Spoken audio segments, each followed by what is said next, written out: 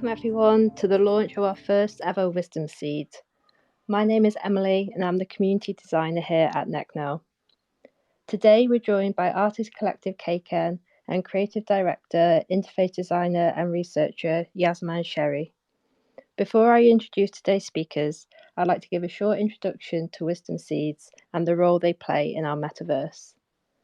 Wisdom Seeds are a series of conversations initiated by Keiken with leading thinkers and luminaries that have inspired and influenced their practice.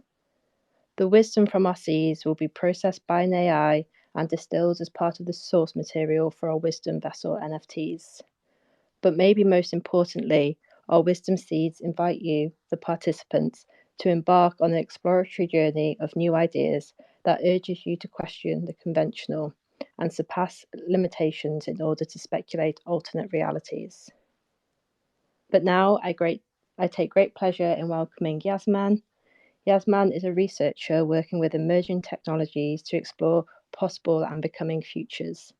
Her investigations focus on the interaction of humans, living things and machines, synthetic biology, aesthetics and simulation, perception systems, and augmentation of body, objects, and ecologies. Yasaman has led interface design for novel operating systems in immersive technologies and is an educator teaching sensory design. Currently, she is the principal investigator of Synthetic Ecologies Lab at Serpentine Galleries, creating platforms, tools, and spaces that support critical and artistic inquiry in life sciences. And of course, leading this talk today is Keiken, the artist collective behind Wisdoms for NECNOW. Keiken build new and speculative worlds through filmmaking, gaming, installation, extended reality, blockchain, and performance. Through these varied mediums, they explore how societal introjection governs the way we feel, think, and perceive. So, I take great pleasure in welcoming Yasaman, Hannah, Tanya, and Izzy. Hi, everyone. Hey. Hi. Hi. Honey's with me. Yeah, we're together. We're one. We're one at the moment. They're lying. They've become some cyborg, and they actually are one. How do you want to start the conversation? Maybe, Yasaman, you can speak a bit more about your practice. I think that would be a really great introduction. Would that be okay? Yeah, of course, no problem. Oh, my voice is slowly ascending. Hi, everyone. My name is Yasaman Sheri, and I'm a designer and researcher, and more recently have been doing some writing that I'm very excited about. I come from a background of design and specifically interface design, where I have led few different operating systems in immersive technologies, and a lot of my practice has been around working with sensors and sensing technology. This led me to explore what the breadth and the kind of gamut of the different sensing methodologies are that humans are advancing on in terms of technological interfaces. And it really led me to ask the question, why are we creating sensing technologies? For what reason? And what kind of materials are we using to extend ourselves? And so a lot of that has been around machine sensing, around AR, VR, or kind of more climate sensing technologies and so on. But it really ultimately got me thinking about biological sensing, which I began to explore back in 2016, 2017, and led me to some of my collaboration with biotech companies and industries around biological sensors. All of this together has been a philosophical and creative and critical inquiry for me at the intersection of technology, science, and creative practice. Even though my background is in design, I think my interests within creative practice are much wider than necessarily where design ends. So, I collaborate with many different people, thinking about artistic practice, film, and more recently thinking about choreography even. So of course I have interests, but I find it fascinating where technology and science could go, especially in our advancements. And so more recently, having been invited to lead the synthetic ecologies lab, we created that at Serpentine Galleries, where we have the space from an artistic institution to kind of explore the research and development side of looking at life sciences. And here, you know, a lot of my practice has been personal to my interests. And as an educator, I've been teaching graduate students and also mentoring folks coming from different disciplinary practices. But at the lab, I have the chance to kind of provide tools and provide support for many folks who are coming into this intersection. So that's a little bit about me and my practice. I still do make interfaces, and I really appreciate the hands-on experience to keep my tool sets sharp. But I also I'm just a critical and maybe philosophical. I have philosophical and critical interests, so that kind of goes hand in hand with some of my writing or some of my collaborations and experimental projects that I do with other folks. So I try to keep these two high level and hands-on work in balance. Maybe I'll stop right there, and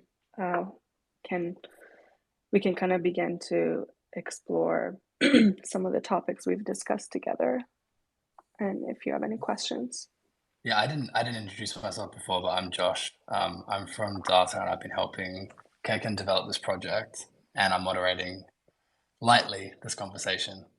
I think we spoke a little bit the other day, and I think the one of the points that seems like is a really great intersection between both of your practices is the understanding, like you're designing interfaces for these devices, like these metaverse devices, and then Keiken are creating art with those same devices. So they have experience, like you were saying, you work with creative people and you think about creative practice, and they're like very much in the thick of that, and working to build, like to communicate using those interfaces. So maybe that would be a good jumping off point, because I know that Kay can have a lot of opinions about how these devices work, what you can express, and the kind of bias that could possibly be built in.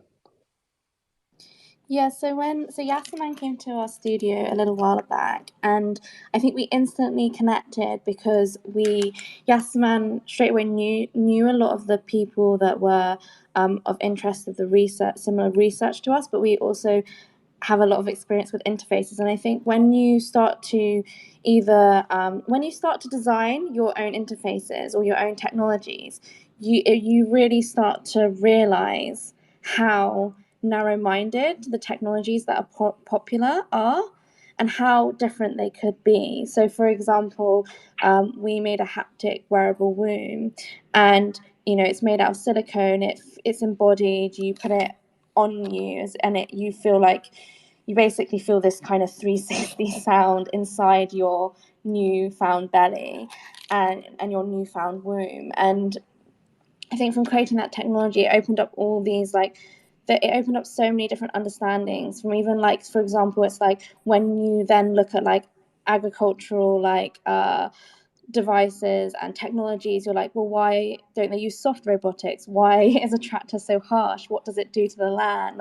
You start to see things really differently, because you're like, well, why is the VR so it's so masculine and it's so uncomfortable and on a lot of levels, but why is it that way? I think it makes you really start to question those things,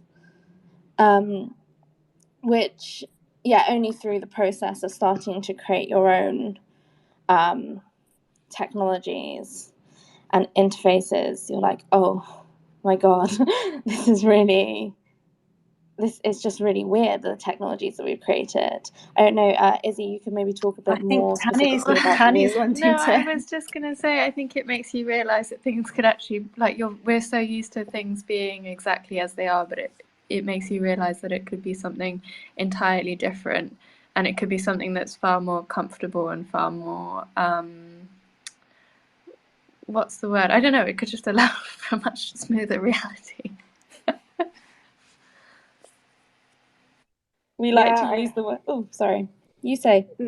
No, I was just gonna, say the same thing. I think I couldn't agree with you more, because once you're in it and you're building the things and you're very hands-on, you see the breadth and also the limitations. And it, more often than not, it's made me ask more questions than kind of accept what is.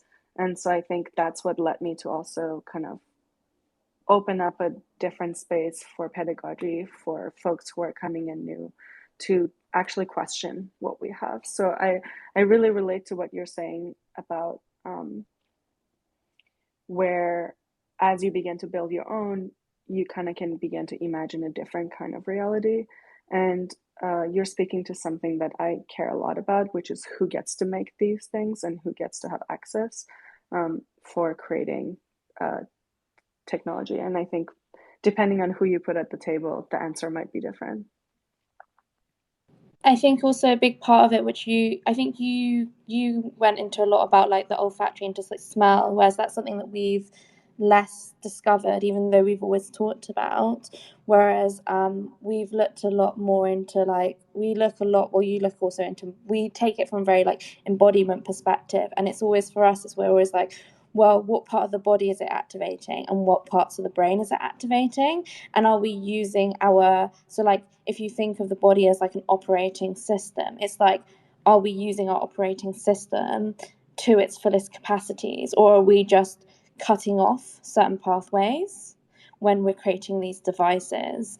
And I think more often or not, most technologies, such as when you go on your computer, you open a load of tabs, and those tabs, basically, you read like one sentence of each tab, and you think you are almost like, the way that it like positions you as if you are kind of like this kind of, you have some sort of like godly power, like you're bigger than the world that the screen is inside. But then it's like, there's so much knowledge, but you can only read the first sentence of everything, so it's like shallow wisdom almost. But then it's almost it's almost like it's not wisdom or knowledge, it's almost like just information thrown at you. Yeah, exactly. And I think it's like it's manipulative, because it's making you think that you know all these things, but actually you know very little of everything, which can give you a certain type of wisdom as well. Like, I think that a lot of younger generation, there are certain things that they're aware of that others, maybe an older generation, are not aware of in general, but then they don't know the details of like one specific thing, and they don't have the attention span. But I think it's basically very manipulative of like data, visual, like we are like our visual creatures, so we get addicted to visuals. So that's why you have like an endless scroll, because you're addicted to the visuals of it, and we as humans will be addicted to visuals. It's like, it's not like, so, or like, for people, so it's kind of like, yeah, it's very manipulative the way all the technology is being positioned. It's like, it's purposefully, or it's sometimes it's not purposeful, but they've realized it's addictive. Well, also a lot of it also will activate the seeking parts of your brain, or which is also linked to the idea also in the past, and you had to like forage for things, you had to find things. So that's why it can end up being really addictive. So say you're scrolling through like TikTok or something like this, it's really addictive because you're trying to find something, but you can never find it. And so it's really, I think, yeah, we're really interested. It's like going back to, like, how is the technology actually, what is it doing to your body, what is it doing to your like your being, and are we leaving out such like crucial like embodiment practices? Because I think what we really discovered we really loved about the womb is that actually the haptic wearable womb that we made is it really was so much more about like ground, like it was like very grounding. It was very much like in the stomach intelligence, in the like womb area intelligence of being able to really be incredibly meditative. And it would often create three different types of experience. One would be like people get very visionary, which was most people would feel very like meditative and calm. Some people had had some sort of like traumatic thing to do with that area. It could become very cathartic. So it's like there's so much that technology could do that is not so much about like seeking like logic, like moving through a lot of information. There's so much information that is much less like verbal. Yeah.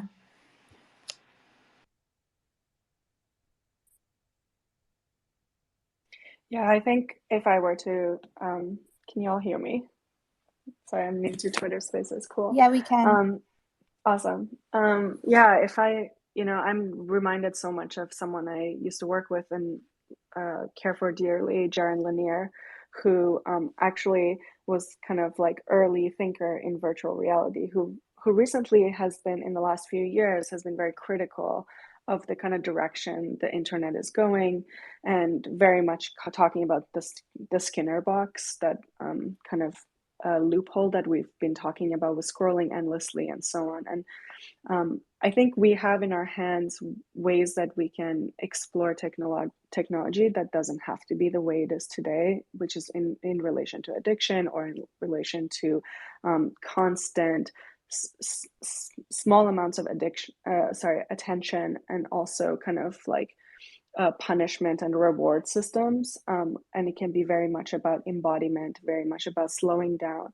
And so for me, what the kinds of metaphors that get me excited and make me think differently about those sense of temporality over time, or relationship with my own embodiment and my surroundings, is thinking about different living species and my relationship with, for instance, plants, or my relationship with fermentation, which are completely different things. Like we wouldn't today at this stage, we would not categorize computers and plants as one thing. But I'm curious about ways that we can even think about how these things can be related to one another, or for instance, for ourselves to consider different relationship and different forms of time and embodiment. One of the things I did right before this call is to actually go outside into my garden and look at my plants, take care of them, feed them. And so I think that's a very different feeling than waking up and scrolling, or waking up and looking at my email. And not to say that plants should be a technological ground for us. That's not what I'm saying. But there's different relationships that we can build with our objects or our interactions that are habitual or ritualistic. Yeah, I think also we need to consider, so like when we're creating more digital as soon as we're like supposedly, like if we're advancing more technologically, what we are also dividing so much. And I think that we were talking about a bit about it together. It's like about how obviously like our relationship with nature and how important it is. I know from like as like Keiken collectively, we all have this kind of like it's like nature is so important to us, and we all didn't grow up in a city, so we're used to the kind of the rocks, the trees, the water being our neighbors. Like when I think of like when I left my home and my parents sold our house and things happened and stuff like that, I remember the thing that would hurt me so much was that I couldn't go to like my seat. In my mind, it's like that's my home. Like my actual physical home was not my home. It was all the different elements in the environment that even I could fall asleep. And when I fall asleep, I can go in every single direction from my house in my sleep, and I can see everything because I know every bit of land like the back of my hand, because I've searched everywhere around me. And that relationship to nature is it's so much to do with the mechanics of how our body feels balanced and stabilized and rooted to existence. So it's really, really vital that we don't lose that. Like, that's something that we cannot lose. And in some weird way, it's so easy to forget that it's vital. It's something that's unbelievably vital, yet somehow it's like we detach ourselves from these things, which Yeah, totally. Hannah, and I think when I visited your studio back in London, we, some of the things that you mentioned, that even though it's related to nature and living, you brought up this word divine femme AI, and I thought that was so beautiful, and wanted to know what if this had a relationship for you with the kinds of ecological or nature that you're discussing, the divine femme, or kind of thinking about the senses and the embodiment. For me, this had a relationship, but I also would love to hear from your perspective and how that connects back to your work. I think we like to, like, a lot, like before we would think of like this idea of like mother digital, like this idea of like nurture and like this kind of eternal dedication to everything around you and to care for the things around you. And I think this energy is something that's often like not there's no value system for it within the current system that we're in. But for us, though, that energy is an energy that's really important to sustaining systems, especially systems of large scales.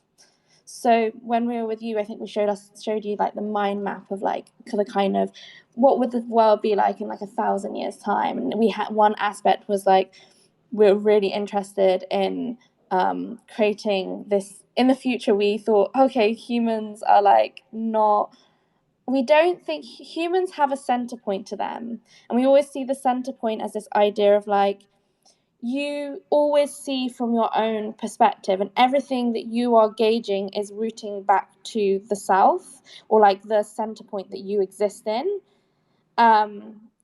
which is like a fundamentally flawed operating system to care for really large scale things. Also, the time span of a human is quite small relative to existence.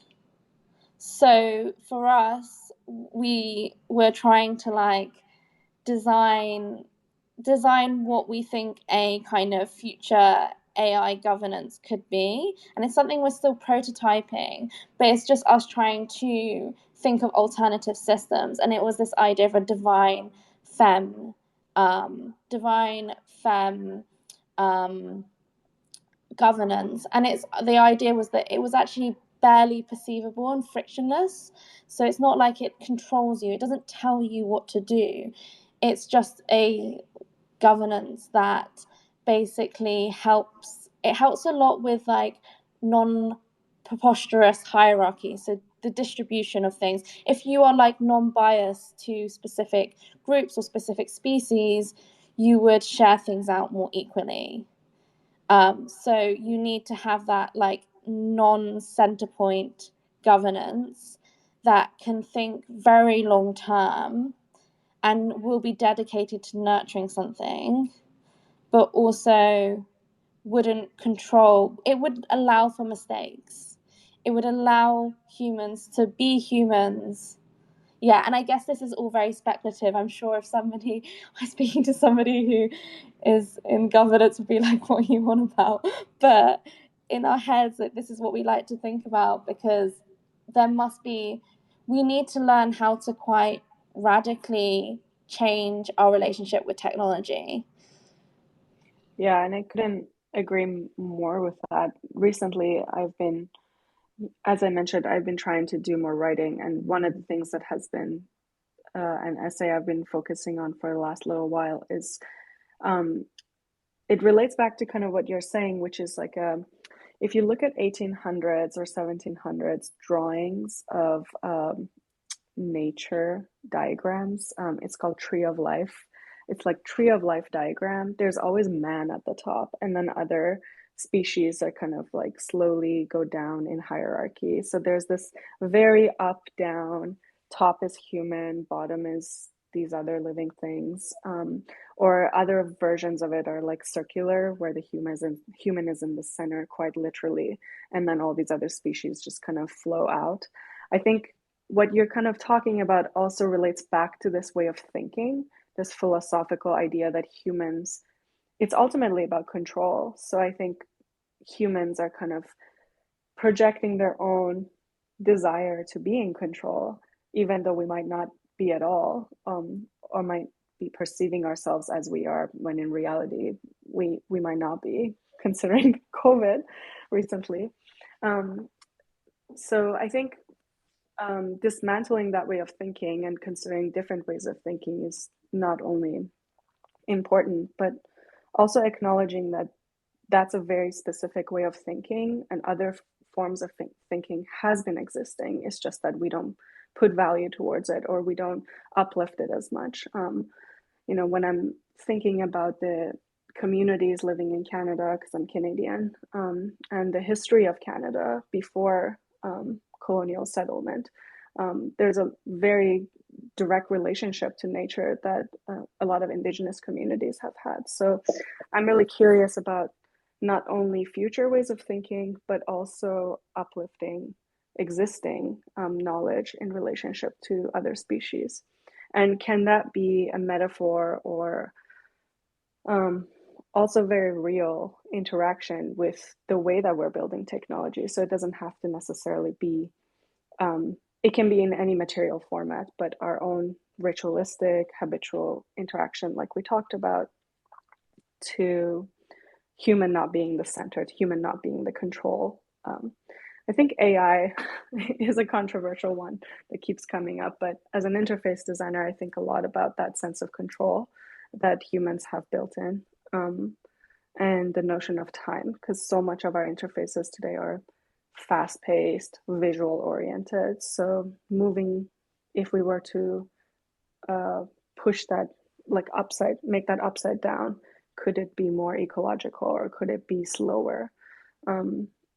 I sometimes think about solar as a way of like solar computers being outside and interfaces being maybe physical, embodied, not necessarily virtual even, or digital. So it's definitely something I think a lot, and I think the things that you're saying resonate, not just in this group, but I think of in recent generations too.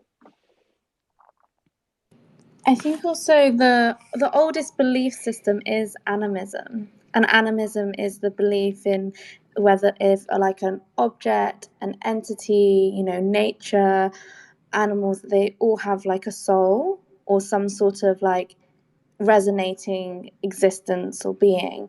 And I think that, so one of the things when we're making the haptic wound, one of the reasons initially we did a performance called silicone animism, and our kind of ideas on it is like, for example, it's like I'm half Japanese, so actually my mom didn't teach me the Western philosophy of, she just told me that everything in nature is real and it has a soul and it exists, because so she just treats it like that, because that's within Eastern philosophy already. It's just embedded within the philosophy. And you can tell that because the relationship with technology in the East is quite different to the West. Particularly like in Japan, people fall in love with their girlfriends that are on their phone, the digital girlfriends on their phone. That's some sort of AI system, because they believe in its soul and its existence, and it's acceptable to believe in that. And I think that it seems to, both scientifically, so like we talked about a bit about Michael Levin, and like we connect a lot of Michael Levin's theories with Donald Hoffman, and how each cell is like a consciousness, and that all your different cells can have relationships with each other in different parts of every cell that exists, and they all operate on these microscopic levels, and they're all interacting and communicating in different ways and have different abilities of consciousness. And I think for us, we really think about how everything is alive and everything is animism, and everything has different kinds of wisdom and knowledge and ways of understanding and communicating. It's just not only are humans very want to have control, but they're actually deeply fearful of the unknown. Why do people scared of dying? Because what happens once you die? What happens when you are dying? It's like how do you understand the like soul of a rock or the soul of the sea? You have to connect to these things in very different ways, but you can feel your body and your heart vibrating when you're near them if you are in tune with those things, or they will naturally just come upon you. So there's just like a whole different understand. I think basically the collective consciousness of the modern day, especially within the West, has a confused. It's like we're going against what we really believe in, almost. Yeah, it's interesting. One of the I really like this. I really like reading older Middle Eastern mythology. One of my favorite ones is called Kelila and Demna, which I think in Indian is Pancha-chantra, and it's stories of animals, and like it's kind of like moral stories, but it's so beautiful, and it's around the senses. And I really recommend everyone to find it and read it and find the translation. But it's kind of around the relationship of animals and the kind of stories that they tell. And obviously, it's written by humans, so there is definitely some projection happening there. But it reminds me of the way that different humans view nature, or the way that different humans have a relationship to living things and living beings. And I'm curious about the kinds of work that current artists or current writers or current folks who are creating new mythologies or creating new artwork, what kind of work they might be making, considering these kinds of legends that have been existing, and a very different set of I don't want to say operating system, but almost like social structure, and our relationship to living things, and very recently with technology, which today, if we say the word technology, we might think of phones and laptops, where I'm sure back then, if they said technology, they would have related to, like, I don't know, radio, which today we don't even consider, radio a technology, really. It's kind of like ubiquitous. So yeah, I think that this notion of technology is also shifting, but it's it's very clear that it's creating some of our daily practices with our interfaces, are creating points of challenge. And I wonder if there were different folks designing it, or different folks like you all, myself, others, how it might look different and act differently, different set of kind of social rules that it might begin to embody. Yeah, I kind of think that it could. I think it's very easy to, once you're in a system, it's very hard to basically see that system. You basically need to go outside of that container or that frame. And I think that's very hard because people think that the reality is fixed.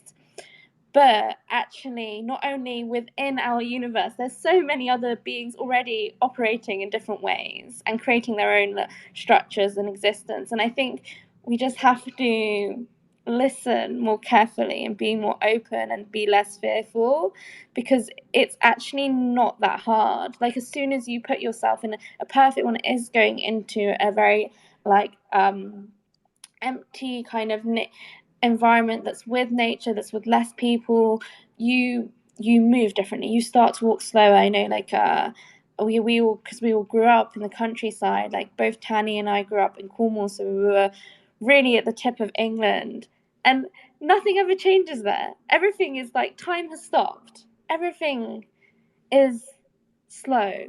Everyone exists and operates differently. And that just is the way it is. There's so many other spaces. I think when you're in a city, you become the city, you become the framework of that city. But actually, there's I think it's just much easier than people recognize it. And I think, like, when we were going back to interfaces, from making our own interfaces, technologies that are being developed right now that are in the mainstream are made by a certain mindset, a very specific type of mindset. It's very geographical too. It's way more narrow than you think it is. For sure, it's so much more narrow than you think it is, because they all become the same. The VR, the phone, the computer looks the exact same as each other. Why does it look the exact same? It doesn't look the exact same because the people want it the same. It's being made by the same type of mind, with the same kind of framework. But obviously we can change that. Like, literally, and the thing is, you know, when you start to look into, like, for example, so many environmental issues, there's definitely a prototype or somebody who has come up with an alternative for pretty much every environmental issue out there. There's like so many amazing intelligence and smart solutions that are so radical and crazy. They've not had the funding or the belief system to put those things in place. But we just need to change our way of thinking, like, and that is totally related to fear. It's like it's to do with fear, it's to do with control, it's to do with being closed, like all those sort of things. I think Antonio Damasio, who he wrote like so many books on the relationship between like emotions to do with neuroscience, and really distinguishing like our emotions to how we feel, and really getting into the nitty gritty of like how it is scientifically works within our brain. And so he published so many books, and, you know, really was one of the founding people to kind of be in that emotional intelligence bracket in science. And his latest book is called The Strange Order of Things.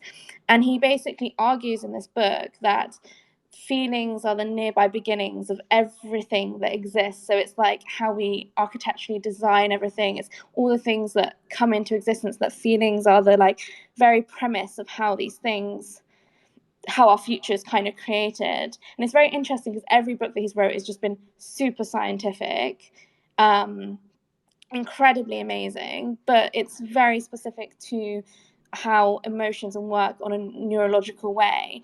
But how we feel right now will create our future. So we just need to feel better. So it's like, how do we make society feel better? Feeling better will then lead to people feeling more open. They'll feel more free. They'll feel less fearful. So it's like there are steps that we can like break down and we can work towards. We know how to make people happy because people make people happy every single day. But we don't know how to make society happy.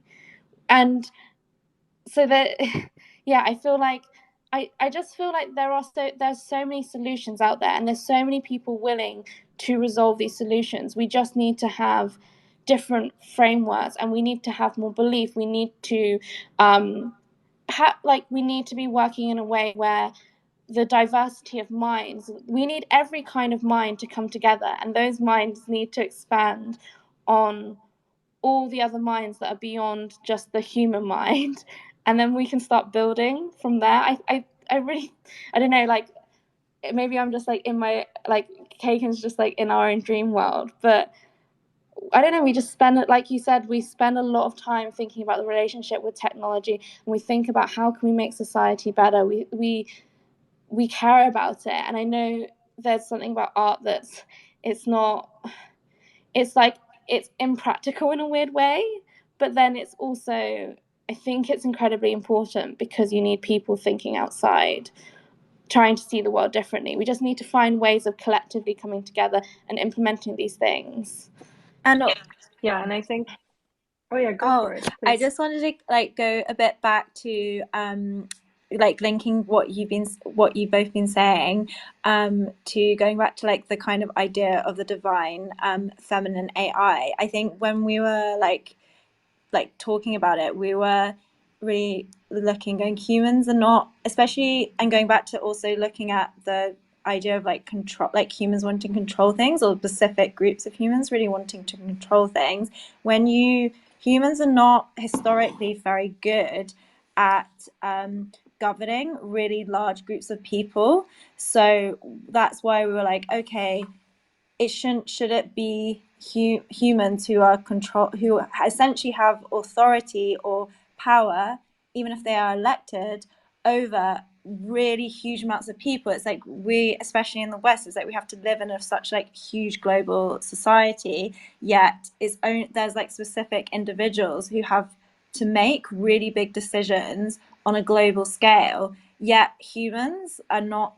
I personally, or we as in Keiken, I think we're not good at doing that. Like, we're much better in smaller groups, and that's where you can often see like really incredible ideas and things actually happening in smaller communities, in smaller groups. So it's thinking, okay, could you use technology in a way that would relinquish those kind of like really large decisions, but looking at all the wisdom and the knowledge within the freedom of the like small groups, and the freedom and the wisdom of not just a few humans. Yeah, I mean, for sure. And I think both of you are kind of speaking to this systematic challenge, because the people who are building the technologies today aren't like individually trying to do harm, but I think it's like a systematic framework or goal that's needs to be shifted and needs to be rethought. And if you imagine the Earth being this large ship, it's very large to turn the ship. So the the most beautiful things I've seen are grassroots, and I couldn't agree with you more, Isabel. That's why I get excited when artists and people from their own home, thinking about alternative interfaces. We had a few years ago, we were going to have a conference with Space 10 and other folks, with, I think it was Copenhagen Contemporary, and we were going to have a conference, and then of course COVID hit, but it was really around like thinking about alternative interfaces and what could it look like and what could it be, and can different folks imagine different worlds. The scale of Twitter, which we're on, or Instagram, or all these big platforms are so large, but my friend Cab from Arena, r.na platform, they just started their own platform, and I think it's really cool to look at, of course it's like a website still, but there's something really cool to see that artists and creative and critical folks are beginning to create their own ways of gathering and their own ways of engaging with technology and science. And I, with my own students, I fully encourage them to explore sensory experiences, embodiment, and imagine different forms of computation, different forms of relationship with technology and science, and also question the status quo, because that's kind of the issue. That's part of the problem, that we have created these silos, these expert knowledge, and it's at such mass scale with incentives that are very capitalistically driven, that folks someone has to pay the rent, someone has to pay the bills, and at the end of the day, they began to kind of follow the, the order of the system, in order to kind of survive. And not everyone's privileged enough to kind of let go of that and start something. So people have to balance this, their position in society and also the reality of what's around them. But I think what you're saying, Hannah, about openness and having an open mind, and also being comfortable with ambiguity, and rather than being afraid, ultimately for me and my practice has led to good places. And it's very challenging to do that because, ambiguity is challenging. We don't know what's going to happen. It's uncomfortable, but leaning into that, um, and also considering that, is this action fear driven or is this action kind of passion driven, and trying to lean into the passion and the openness, because ultimately I think that's what creates creativity flourish. And yeah, I care a lot about that, and I hope that that's kind of the culture that we can begin to cultivate as well. I was thinking we should talk about food. We're getting hungry. we love food. But also food is wisdom. So it's Food really is nice. wisdom. Yeah, and food, the relationship between the action of making food for others, and you put your energy into it, and then you feed others, and where it comes from, and where, if you pick it or you grow it, all the different stages of how food, the process of food, I think is like a very it's such like a beautiful act, and it's something that like brings, it's like a point of joy, it's community, it's like, I know for myself, it's like it's one of the main ways in which I get to be Japanese in some way, because I live in the UK. I don't see my mum as much. I can't speak Japanese. So the food is a language of connecting to my ancestors. So I think that it's just like a really beautiful topic. It's definitely a beautiful topic. I couldn't agree with you more. I think about food all the time. So I'm definitely food lover. And my friend was talking to me the other day. They were like, "Do you go on TikTok?" I was like, "Yeah." It's like, what do you do there? Like, I look at food videos. That's all I do. So I think, for me, the not only, of course, is related to heritage and connection to my own body, and of course taste, because ultimately, if something tastes good, it's gonna come back to me. It's the rituals of food that also create a connection to my own embodiment, like smelling, or taking a moment and just slowing down. Food always makes me slow down, and just kind of consider what's in front of me. And it does make me feel connected to where that that material that I'm ingesting coming from. I ferment a lot.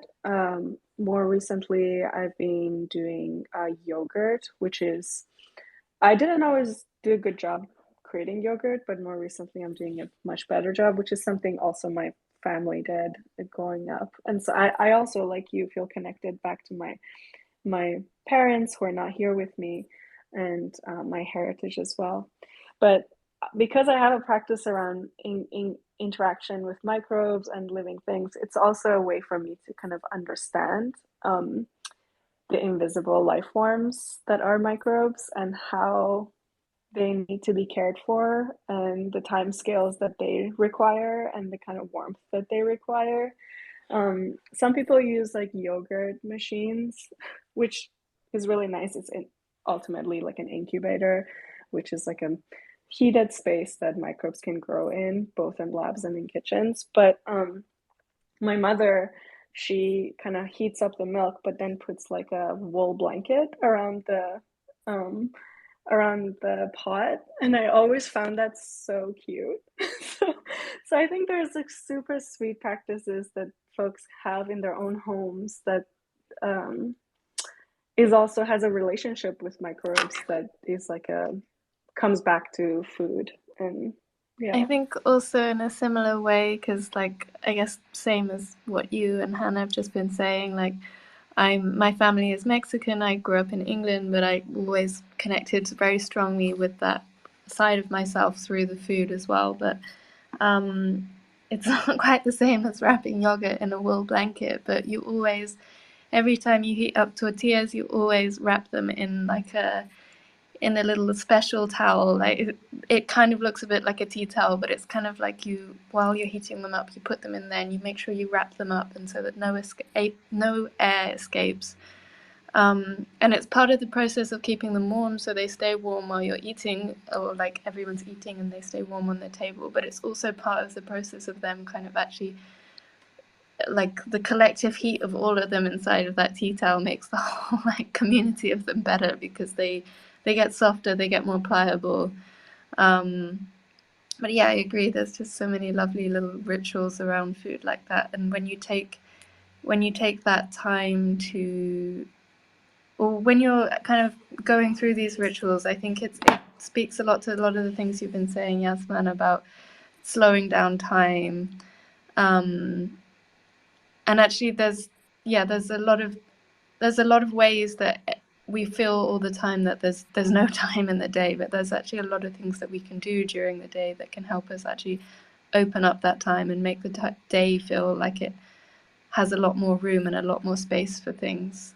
And food is a great place for that.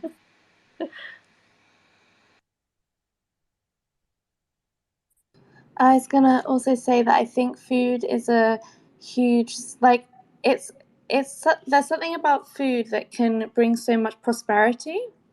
So it's like, I remember when I was a kid, it's like we had no money, but my mum would make such amazing food out of nothing. She could, and also because I grew up,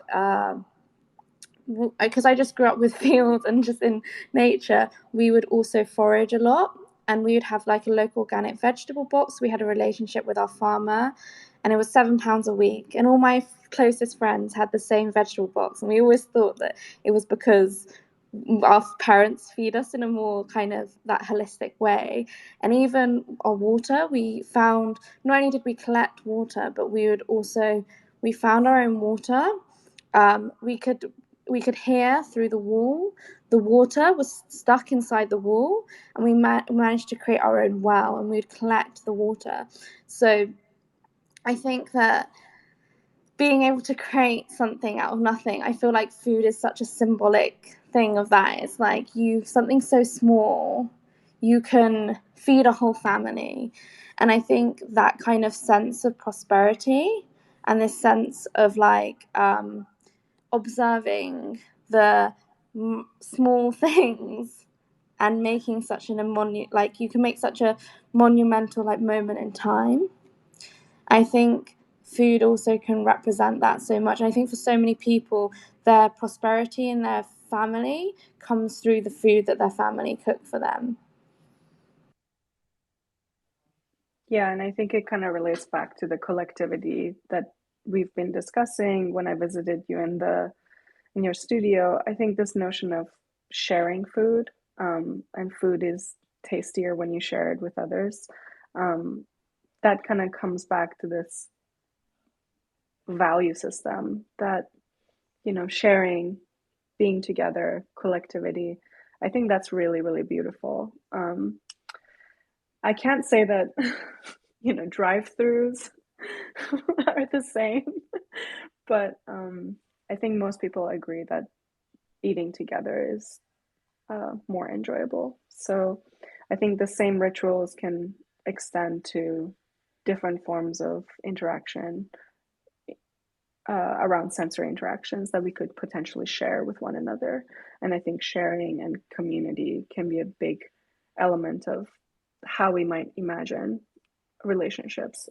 Ultimately, what I'm saying is food is a beautiful metaphor to consider for the ways that we're building our relationship with living beings.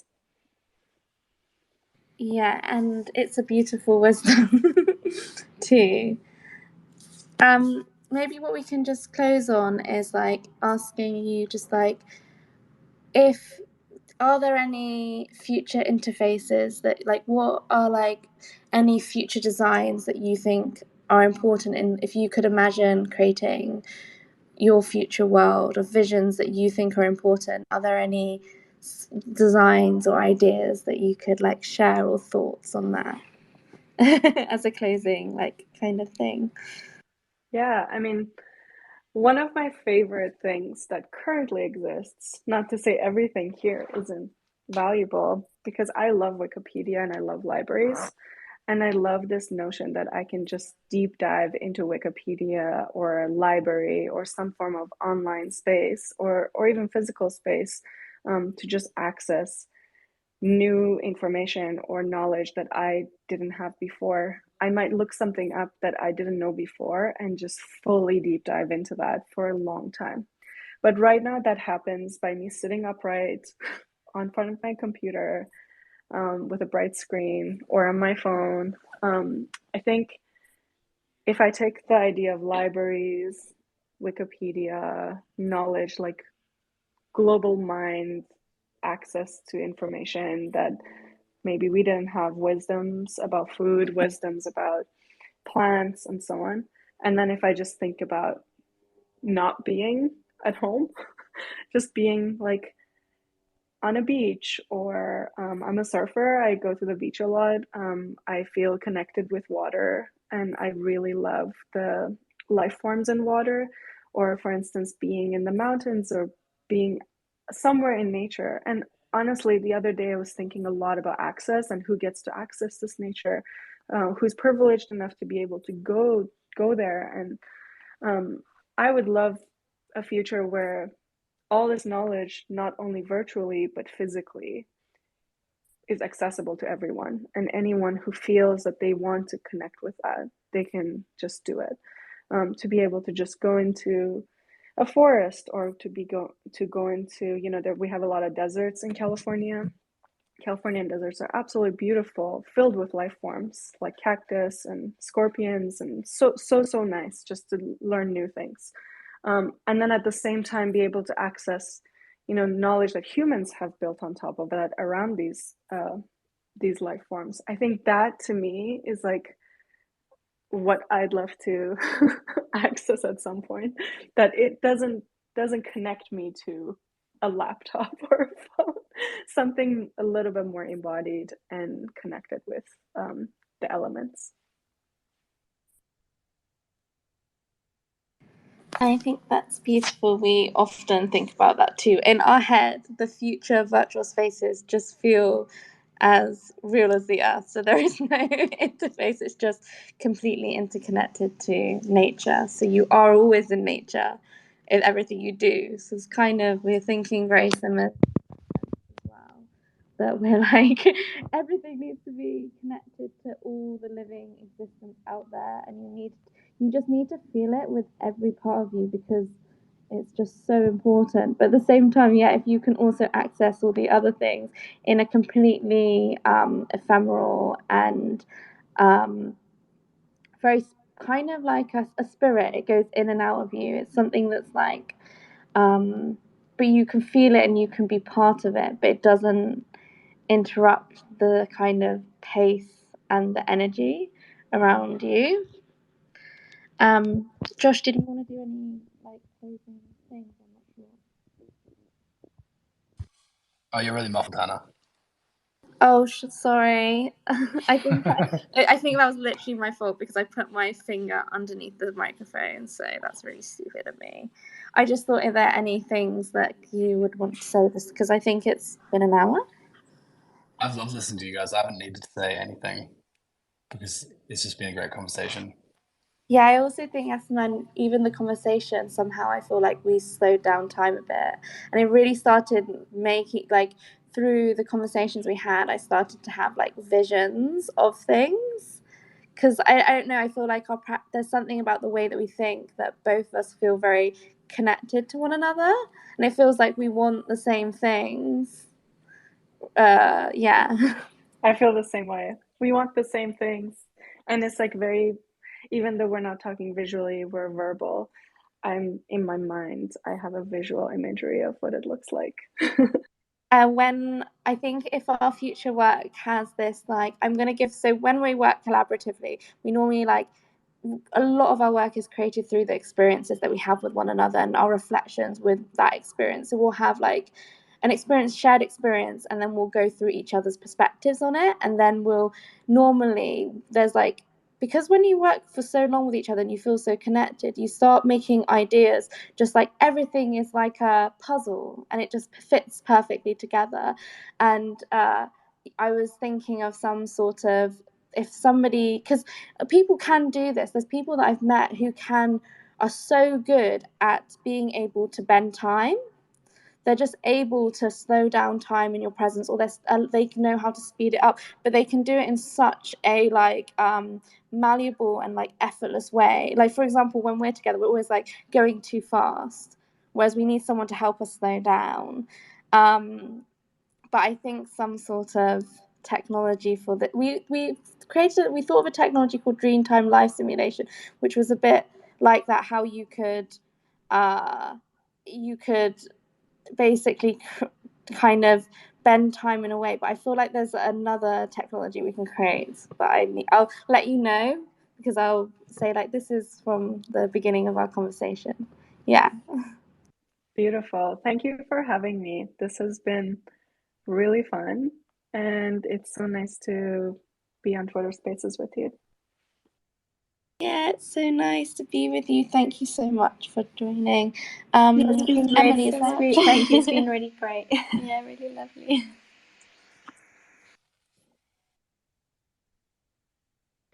Emily, is there any closing things you wanted to say? Yeah, so thank you all in the audience for joining, and thank you guys for having such a beautiful conversation live and online for us all. It's super exciting to launch our Wisdom Seeds with you, Yasman, so we really, really appreciate it. And Hannah, I don't know if you're free now, if you wanted to go into Discord and do a debrief, just let me know. But otherwise, thank you so much, everyone. And Okay, yeah, until next time. Thanks. Bye bye. Thank you so much. Thank you, Yasaman. Bye. Thank Bye. you. Bye.